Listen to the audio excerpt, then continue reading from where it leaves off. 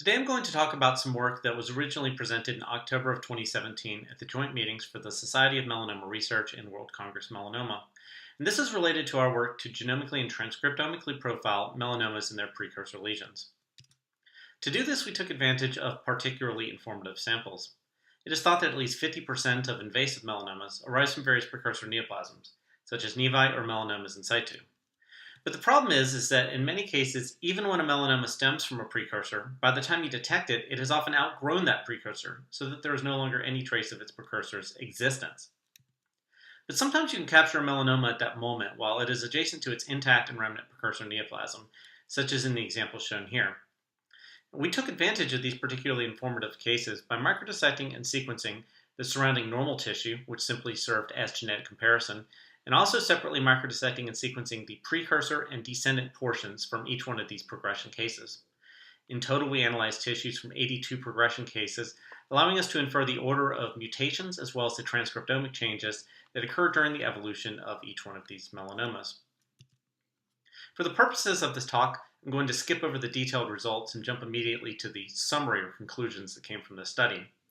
And as you can see here, the intensity at each point in this heat map corresponds to the fraction of cases with either a gain of function or a loss of function in blue alteration, affecting the indicated pathways shown here on the left at the various progression stages shown here on top.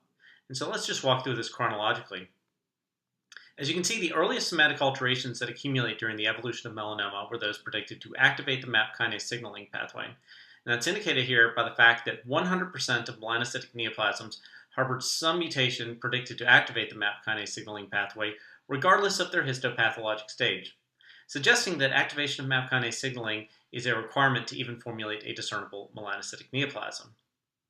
We next noted mutations predicted to upregulate telomerase. We never saw TERT promoter mutations in unequivocally benign nevi, but we did see them in a high fraction of intermediate lesions and melanomas regardless of thickness. Now, you're not able to see this here, but I'll also comment that from our transcriptomic data, there was a surge in telomerase expression that corresponded with the onset of these TERT promoter mutations. Moving further, we next saw mutations predicted to disrupt the cell cycle.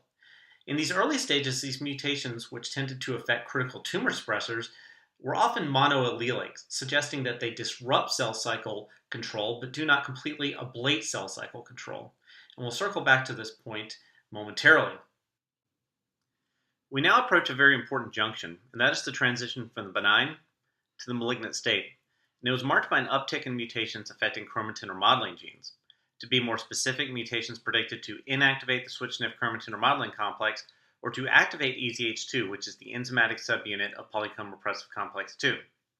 Quick background on switch-NIF and polycomb repressive complex 2. These are antagonistic chromatin remodeling complexes, meaning that both mutations predicted to inactivate switch-NIF or mutations predicted to activate polycomb repressive complex 2 would have the exact same consequence, and that is to shift the balance of chromatin remodeling activity away from switch-NIF, which is operative in the benign state, and towards polycomb repressive complex 2, which is operative in the malignant state. And while it's not shown here, I will point out that our gene expression data strongly supports this hypothesis in that there was a polycomb repressive complex 2 gene expression signature that was exclusively operating in the malignant neoplasms. Moving further, we next noted mutations predicted to further strengthen MAP kinase signaling. And this is a very important point, one that we have not recognized in our prior studies.